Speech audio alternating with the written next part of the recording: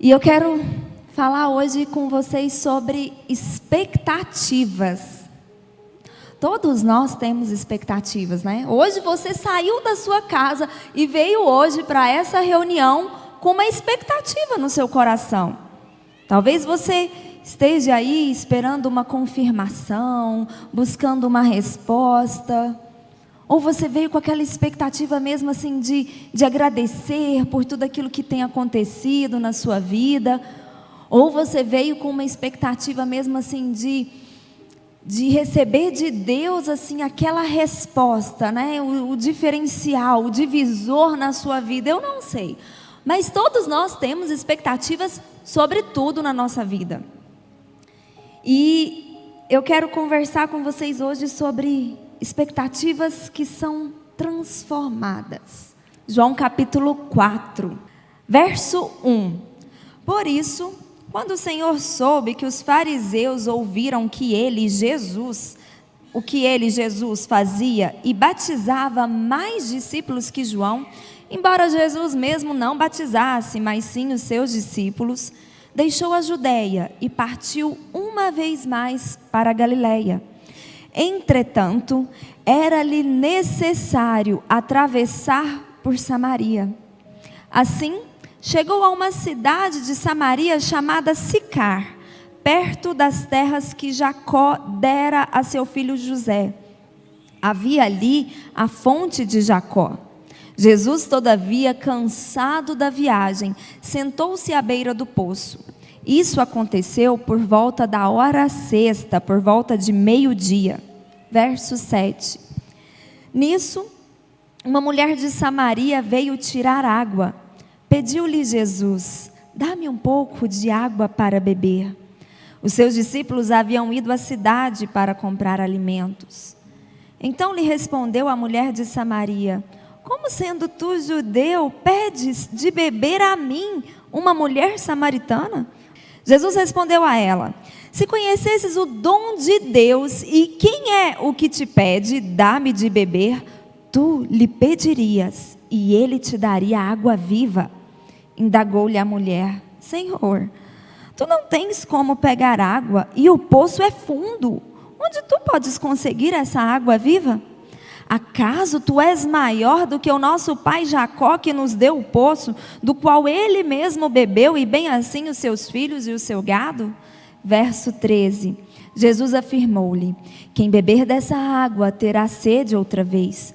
Aquele, porém, que beber da água que eu lhe der, nunca mais terá sede. Ao contrário, a água que eu lhe der, tornar-se-á nele uma fonte de água viva, jorrando para a vida eterna. Amém?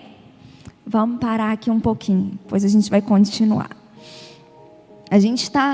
Estamos lendo aqui um diálogo, um bate-papo, uma conversa entre Jesus e essa mulher samaritana. Essa mulher em questão, ela conhecia muito bem o que é sofrer preconceito. Ela sofria preconceito só pelo fato dela ser mulher. A sociedade que ela vivia era extremamente machista. Jesus quebrou essa visão. Jesus valorizava as mulheres. Ele cuidava com carinho, com respeito. Ele dava valor a essas mulheres. Mas a sociedade naquela época, não. As mulheres não podiam falar em público. As mulheres dentro do templo não podiam falar e expressar suas opiniões. Pelo fato dela ser mulher, ela sofria um certo preconceito. Pelo fato dela ser samaritana, aqui o apóstolo João, ele coloca aqui que os judeus não se dão bem com os samaritanos. Ele colocou de uma forma bem bonita, bem polida. Mas na verdade o judeu não suportava o samaritano. Ele considerava tudo que o samaritano tocasse impuro. Eles preferiam dar a volta, fazer um caminho muito mais longo para sair da Judeia e ir até a Galileia, do que passar por Samaria. Essa mulher em questão aqui dessa história sabia muito bem o que era sofrer preconceito? Essa mulher sabia muito bem o que era ser rejeitada e desprezada, até pelos seus iguais, até pelas outras mulheres. Se você conhece essa história, você sabe que a mulher samaritana já tinha tido 5 casamentos. Era uma mulher que passou por 5 casamentos, 5 homens diferentes, 5 casas diferentes, 5 camas diferentes, 5 portas sendo batidas e fechadas nas suas costas diferentes. Essa mulher foi rejeitada 5 vezes. A gente não sabe o motivo desses 5 casamentos terem chegado ao seu fim. Mas ainda hoje, no nosso tempo, quando a gente ouve que uma pessoa casou, separou, casou de novo, está no 2º, no 3º casamento, a gente já fica assim, nossa, mas já está no 3º casamento. Ela já tinha passado por 5. E ela estava em um outro relacionamento, morando com outro homem, que não quis pôr um anel no seu dedo, que deu um teto para ela, mas não quis dar um sobrenome para ela. Contextualizou? Conseguiu, talvez, imaginar a forma como essa mulher via o mundo? Talvez aqui nesse momento da vida dela, ela apenas pensasse em sobreviver. Já com tantas marcas, com tantas feridas, com tantas frustrações, tantas decepções. E talvez tudo que ela pensava, ela não tinha mais aquele sonho de ser querida, de ser amada, de ser cuidada. A gente não sabe aqui se o motivo do divórcio, se o motivo do fim de todos esses casamentos foi um adultério, se foi uma violência doméstica, se foi, às vezes, não sei. Tantos são os motivos que levam ao fim de um casamento. A gente só podemos afirmar que essa mulher tinha uma bagagem muito grande, muito pesada. Talvez se sentindo totalmente sem valor. Talvez até se achando indigna de ser amada. Uma mulher com muitas dores, muitas marcas, muitas decepções. Nesse dia, ela sai para buscar água ao meio-dia. A gente também não sabe se foi a primeira vez que ela foi buscar água naquele dia. A gente sabe, quando a gente estuda, que era um horário atípico. Ninguém saía para buscar água ao meio-dia. Geralmente as mulheres iam no começo do dia, que o sol está mais fraco, não está tão forte, não tem aquele calor escaldante. Então as mulheres saíam, era até um momento ali de conversa, de comunhão entre as mulheres da cidade. Talvez ela preferisse um horário mais tarde, para não ter que encontrar com essas mulheres, para não ter que ouvir, às vezes, alguém falando, para de falar, ela está chegando. Essa é aquela que já casou 5 vezes, e agora está com aquele outro lá que nem casou. Talvez ela tentasse evitar esse tipo de situação. Ou talvez também sair ao meio-dia com o seu cântaro para buscar água, era apenas para dar uma respirada, para sair de dentro de casa, para ficar um pouco sozinha, sair um pouco da companhia daquele que deu um teto para ela, mas não uma aliança no seu dedo. A gente não sabe. O que a gente sabe, o que nós sabemos, o que a palavra de Deus nos mostra, uma coisa que me chama muita atenção no verso 4, diz que para Jesus, repete comigo, fala, para Jesus, era necessário parar naquele poço. passar em Samaria. Outra coisa que eu e você temos como afirmar é que nesse momento da história, quando essa mulher samaritana, que nós não sabemos o nome, saiu da sua casa por volta de meio-dia, pegou o seu cântaro e foi até o poço para buscar água. A única expectativa que ela tinha era de pegar um pouco de água fresca para melhorar o seu dia quente, para matar a sua sede naquele momento. Essa era a expectativa quando ela saiu de casa. Mal sabia ela que a sua vida estava prestes a mudar. Eu não sei qual que é a sua expectativa hoje. O que te fez sair de casa e vir até aqui, se é uma cura, se é a restauração de um casamento, se é a restauração de um relacionamento, se é uma promoção profissional. Eu sei que quando a gente encontra com Jesus, tudo pode mudar. Tudo pode acontecer. E no diálogo dela com Jesus, uma coisa que o Espírito Santo falou muito comigo. A primeira coisa que essa mulher percebeu foi uma diferença no tratamento. Quando Jesus começa a conversar com ela, ela não percebe nenhum tom de preconceito. Primeiro que ele era homem, ela era mulher. Segundo que ele era judeu, ela era samaritana. E aí ela responde: como que o Senhor, sendo judeu, conversa comigo? Os judeus desprezavam os samaritanos. A primeira coisa, ela não percebe nenhum preconceito, nem por aquilo que ela era, nem pela sua trajetória de vida.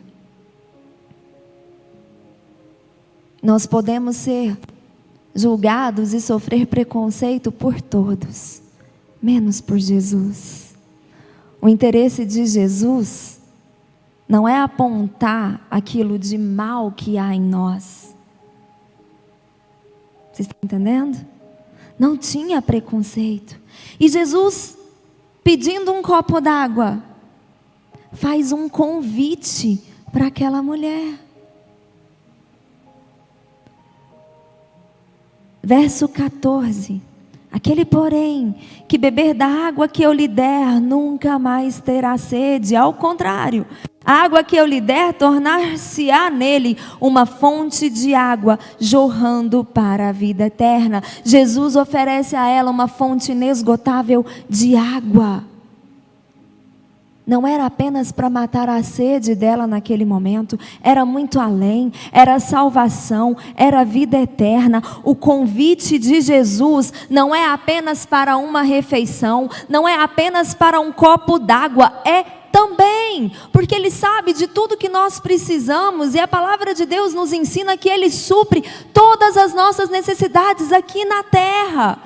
Então o convite de Jesus, sim, é para nos dar uma vida abundante também aqui na terra, mas é além, vai além de um copo d'água, vai além de uma refeição. O convite de Jesus para nós é para experimentarmos da água viva e experimentarmos dessa fonte inesgotável de vida. Ele convida. Independente daquilo que nós já fizemos, independente de onde nós formos, Jesus nos trata com amor e respeito. Independente da sua história de vida, independente de quem você foi, Jesus sempre vai te tratar com amor e respeito. Essa mulher fica de boca aberta com o respeito que Jesus a tratou, com a atenção que Jesus deu a ela. Jesus nos convida pessoalmente para ter uma vida abundante. Não é um convite feito por terceiros. Vai além da sua expectativa. A sua expectativa é um copo de água? A sua expectativa é a cura? A sua expectativa é uma mudança financeira na sua vida? A sua expectativa é o quê? É uma libertação? É uma restauração? Pois o convite de Jesus vai além de tudo isso. cabe a nós aceitar esse convite. E aí Jesus está conversando com ela no verso 15, olha aí, vamos continuar a nossa leitura, verso 15. A mulher lhe pediu: Senhor, dá-me dessa água, para que eu não tenha mais sede e nem precise voltar aqui para tirar água. A mulher ainda estava com a sua expectativa em mente. Ela ainda pensava naquilo que ela saiu de casa para fazer, naquilo que ela foi buscar. Saciar a sua sede natural. Verso 16. Pediu-lhe Jesus: vai, chama teu marido e volta aqui. Aí nessa hora, vocês já estão acostumados comigo, né? Então, não estão, gente? Minha mente... Nessa hora eu imaginei igual naqueles desenhos de criança, aí uma bomba explodindo, bum! E uma pausa de alguns minutos. Se você não conhecesse a história, o final da história, se você estivesse ouvindo essa história pela primeira vez, ou vamos melhorar, se você fosse essa mulher. Tem coisas aqui que você tem muita vergonha. Tem coisas que você já fez, tem situações que você já viveu que é motivo de vergonha. Então você não quer que ninguém saiba. Você evita pessoas. Você evita se encontrar com pessoas que conhecem a sua história, que conhecem o seu passado, porque você não quer entrar nesse assunto. E de repente você volta a conversar com alguém. Você tem ali um momento, um relacionamento com alguém. Alguém olha nos seus olhos. Alguém fala com você sem desprezo. Alguém conversa com você sem preconceito. E começa a te contar sobre uma água diferente, sobre uma água viva. E ali você está livre. Você não está mais tenso. Você nem está pensando mais naquilo que você tanto quer e precisa esconder. Aí de repente uma pergunta muda tudo. Um pedido muda tudo. Vai lá e chama o seu marido. Pá. Eu imagino que teve um silêncio, porque eu imagino que ela começou a ser bombardeada por vários pensamentos. Aí eu vou mentir. Eu vou falar que ele está ocupado, que ele não está em casa agora. Não, mas... Aí eu posso falar que ele morreu, que eu sou viúva. Não, mas... Se eu falar agora, acabou. Ele vai encerrar a conversa, ele vai sair, ele vai me desprezar, ele vai me julgar. Imagina, como é que eu vou contar para ele que eu já casei 5 vezes e agora eu estou com um homem que não quer me assumir como esposa, não quer pôr uma aliança no meu dedo. Como é que eu vou contar tudo isso? Estava tão boa a nossa conversa sobre água viva, sobre vida abundante. Por que ele tinha que perguntar sobre isso? Não, ou então eu posso desconversar. Você já teve conversas assim, que você pergunta uma coisa, a pessoa fala outra coisa, nada a ver? Aí eu posso desconversar, eu posso fingir que eu não entendi a pergunta, que eu não ouvi direito, está muito sol, quente na cabeça. Não... Aí no verso 17, no meio desse tanto de pensamento, ela toma uma decisão. Não tenho marido. Não tenho marido. Replicou-lhe Jesus: respondeste acertadamente ao dizer que não tens marido, pois 5 maridos já tivestes, e esse homem com quem tu agora vives não é teu marido. Quanto a isso, falaste a verdade. Foi a única coisa que Jesus falou a respeito da condição atual daquela mulher. Foi a única coisa que Jesus falou sobre o passado daquela mulher. Ela escolheu a verdade. Em Lucas, eu anotei aqui, se você quiser anotar, Lucas 19, verso 10, diz que o Filho do Homem veio para buscar e salvar o que estava perdido. Não tem nenhuma crítica de Jesus, não tem nenhum desprezo. Ele já sabia. Ele já sabia que aquela mulher já tinha tido 5 maridos. Ele já sabia que aquela mulher, ainda que estivesse morando com um homem, continuava se sentindo rejeitada, continuava se sentindo sem valor, porque aquele homem não a assumiu como esposa. A verdade sobre quem nós somos e o que nós fazemos não cessa a bondade de Deus na nossa vida. A verdade sobre aquilo que eu já fiz, sobre o meu passado, não impede o amor de Deus de fluir sobre a minha vida. A verdade sobre todas as coisas ruins que eu já fiz, não me impede de ser inundado pela graça de Deus. Ela tira a sua máscara. Aquela conversa que ela tentava evitar, aquela conversa, aquele assunto que a fazia sair de casa no sol de meio-dia para buscar água, veio à tona. Aquilo que ela tanto temia, Jesus trouxe à tona. Não para julgá-la, não para condená-la, mas para transformá-la e curá-la. Jesus não quer trazer condenação sobre você. Ele quer trazer transformação. Quem nos condena, quem nos julga, é o diabo. Jesus não esconde. Ele é a verdade. Nós precisamos tirar nossas máscaras. Nós precisamos, aquilo que a gente não quer que ninguém saiba, aquilo que a gente tem vergonha, para Jesus a gente pode e deve mostrar, porque é aí que nós teremos transformação. Não tenha medo de se expor para Jesus. Em Salmos, no capítulo 103, você que está anotando, 103, verso 10, Jesus, Deus não nos trata segundo os nossos pecados, nem nos retribui de acordo com as nossas culpas.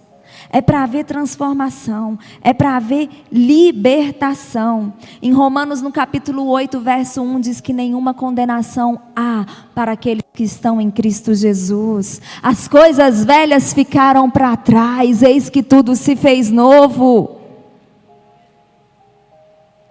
Não use máscaras com Jesus.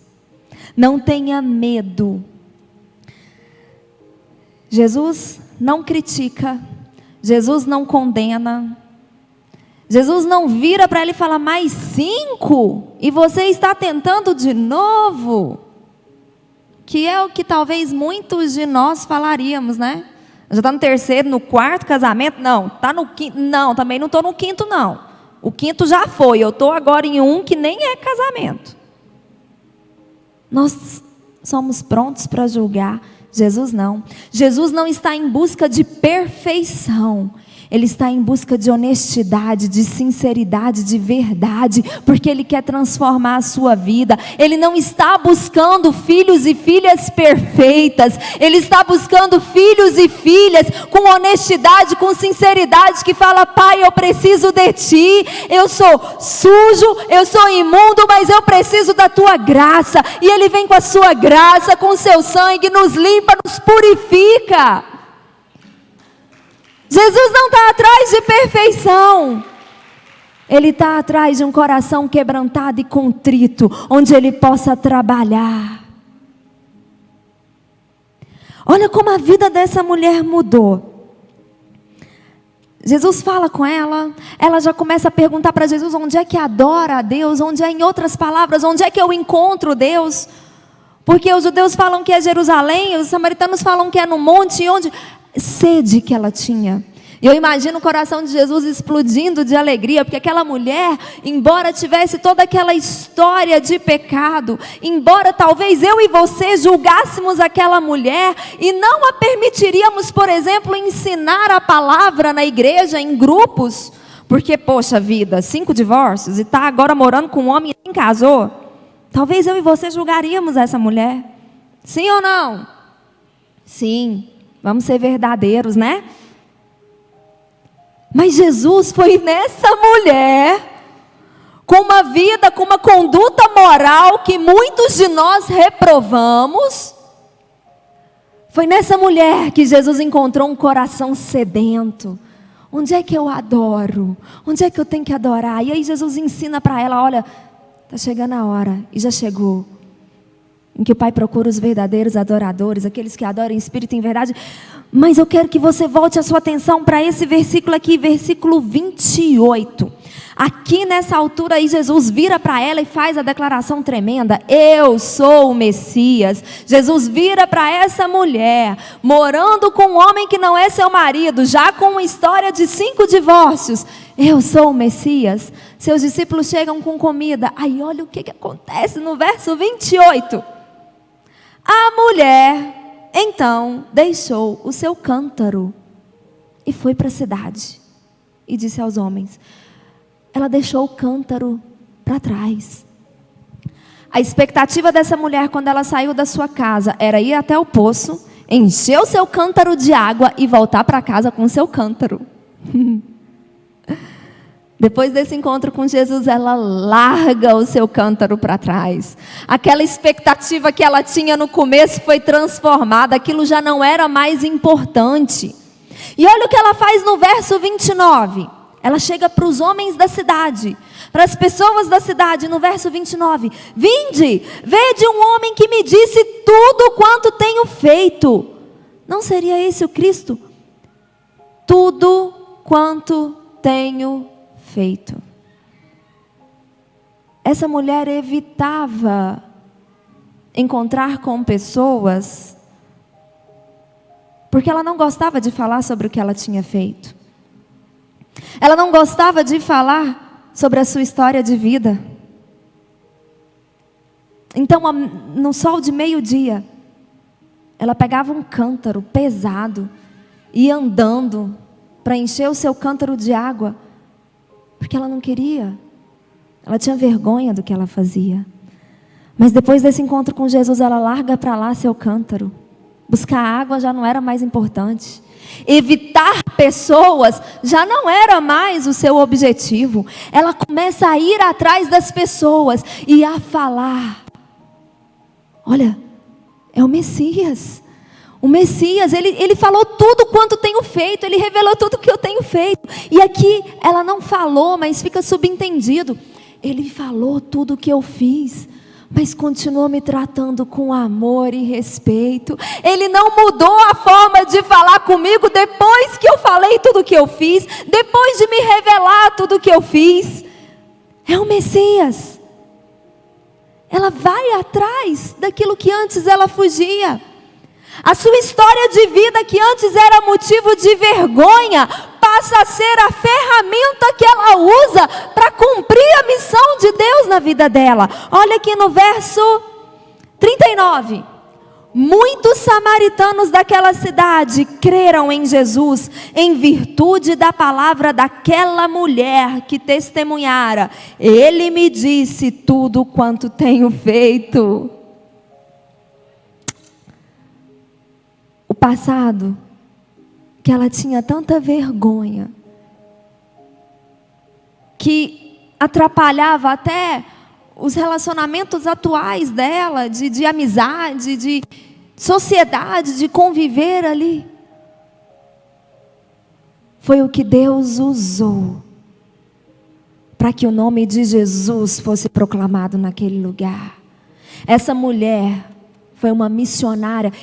Eu vou depois até estudar de ordem cronológica, mas eu acho que a gente pode afirmar que foi uma das primeiras missionárias.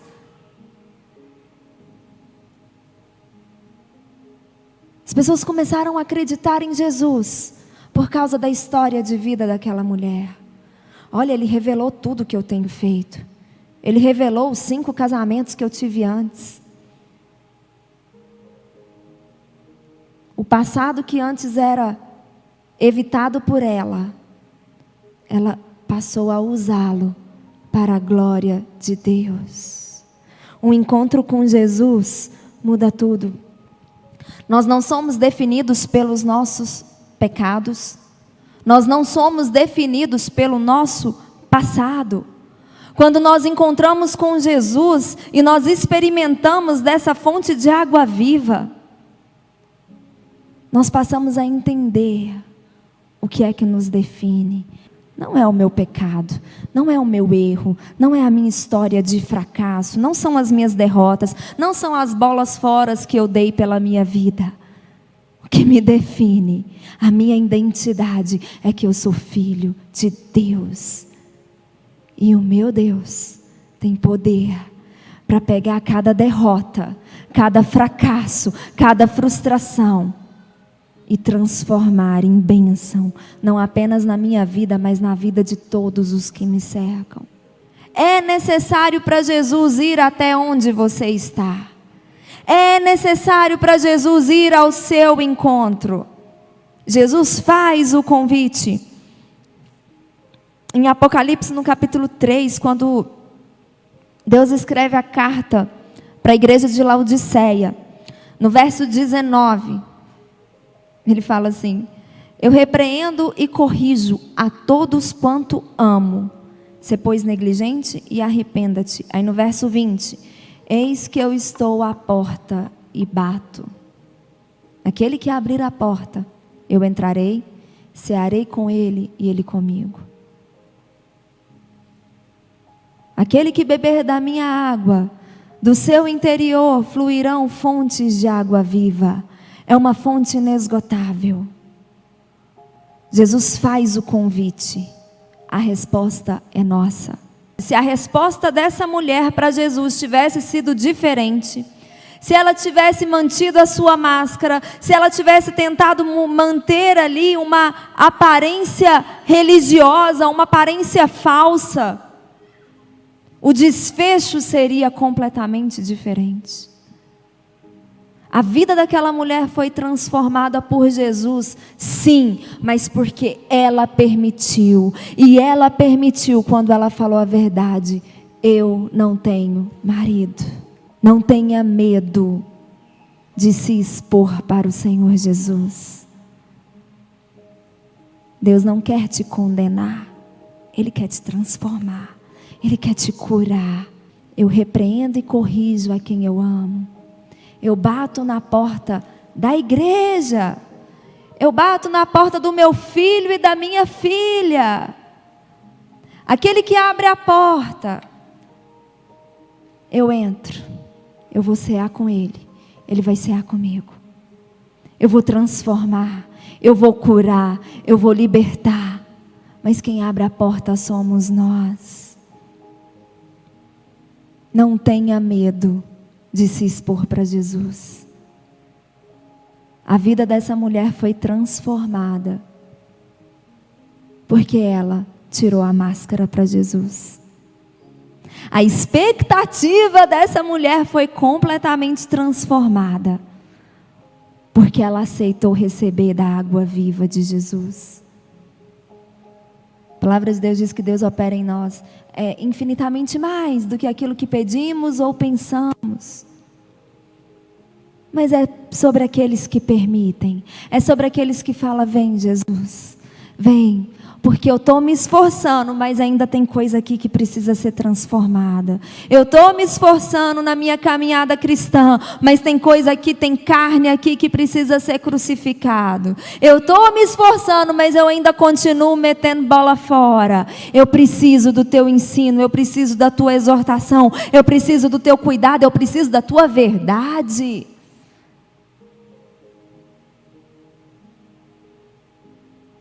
Transformação só acontece não apenas na vida daqueles que escutam o discurso de Jesus, mas daqueles que aceitam o convite de Jesus de experimentar a água viva.